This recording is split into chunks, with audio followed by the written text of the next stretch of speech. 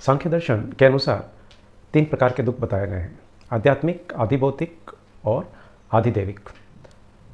इनसे पूर्ण रूप से मुक्ति मिलना, मुक्ति प्राप्त करना मोक्ष कहलाता है। आध्यात्मिक दुख यानी कि शरीर और मन के द्वारा आत्मा को मिलने वाले कष्ट या दुख से हैं। किसी जानवर ने काट लिया या कोई चोट लग गई, इसके कारण जो दुख होता है वो आधिभौतिक दुख है। बिजली गिर गई, अतिवृष्टि हो गई, अकाल पड़ गया और कोई प्राकृतिक रूप से आपदा आ गई, तो उस प्रकार का दुख आधिदैविक दुख कहा जाता है। ये जो 3 प्रकार के दुख हैं, इनसे मुक्ति के लिए हर मनुष्य कोशिश करता है। इसी को पुरुषार्थ कहा जाता है। पुरुषार्थ 4 प्रकार से किया जाता है: धर्म, अर्थ, काम और मोक्ष। धर्म करना, कर्तव्य आपका जो है वो है आपका धर्म।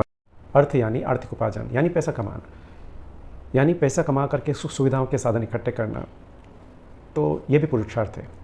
काम, ये भी पुरुषार्थ की श्रेणी में कहा जाता है। लेकिन ये परम पुरुषार्थ की श्रेणी में तीनों नहीं कहे जाते, धर्म, अर्थ, काम, क्योंकि इनसे दुखों की पूर्ण रूप से निवृत्ति नहीं हो पाती। जिस प्रकार से मनुष्य नहाने के बाद में अगले दिन वापस गंदा होता है, वापस नहाता है, तो पूर्ण रूप से वो शुद्ध नहीं हो पाता है। पूर्ण रूप से शुद्ध होने के लिए, पूर्ण रूप से दुखों की निवृत्ति के लिए परम पुरुषार्थ किया जाता है, जिसको मोक्ष कहा गया है। मोक्ष परम पुरुषार्थ कहा जाता है, जिसके बाद में दुख पूर्ण रूप से समाप्त हो जाते हैं।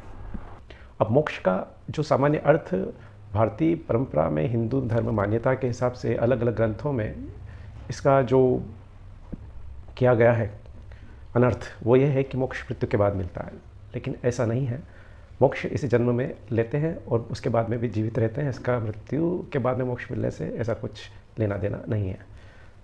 तो परम पुरुषार्थ मोक्ष प्राप्त करने को कहा जाता है, जिससे ये दुखों की पूर्ण रूप से निवृत्ति हो जाती है।